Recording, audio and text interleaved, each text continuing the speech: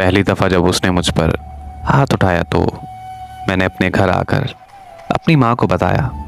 میری ماں بولی، ارے چپ کرو، تمہارا بھائی یا باپ نہ سن لیں، نہیں تو بہت بڑا مسئلہ ہو جائے گا۔ میری بیٹی، عورتوں کو یہ سب برداشت کرنا پڑتا ہے، انشاءاللہ سب ٹھیک ہو جائے گا، تم تھوڑا صبر کر لو۔ اپنی ماں کی یہ بات سن کر میں اپنے سسرال واپس آ گئی تھی، اور یہاں میرے شوہر کا سلوک مجھ سے دن بدن برے سے برا ہوتا جا رہا تھا۔ وہ مجھے بد کردار کہتا تھا، اور اس کے گھر والے بھی مجھے برا سمجھتے تھے۔ یہ بات میں اور میرا اللہ جانتا ہے کہ میں بد کردار نہیں ہوں۔ میں تو اپنے گھر کی سب سے لاڈلی بیٹی تھی۔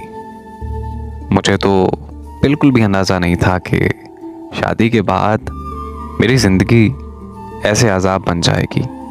میرا شوہر جب بھی مجھے طلاق کی دھمکی دیتا تھا تو میں اس کے پاؤں پڑ جاتی تھی اور اس کی منتیں کرتی تھی، پلیز تمہیں اللہ کا واسطہ مجھے طلاق مت دینا، آپ مجھے جتنا مرضی مار لیں، میں آپ کے آگے اف تک نہیں کروں گی۔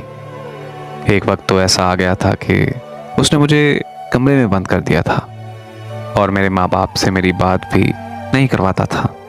میں ہر روز روتی رہتی تھی اور اللہ تعالیٰ سے یہی دعا کرتی رہتی تھی کہ یا اللہ میرے شوہر کو ہدایت دے۔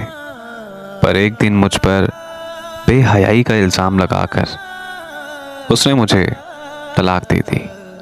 آج جب میں وہ لمحات سوچتی ہوں تو میری روح کانپ جاتی ہے کہ آخر میں نے ایسا کیا گناہ کیا تھا جس کی سزا مجھے طلاق کی صورت میں ملی۔ آج یہ کیفیت ہے کہ مجھے دنیا کے ہر مرد سے نفرت ہو گئی ہے۔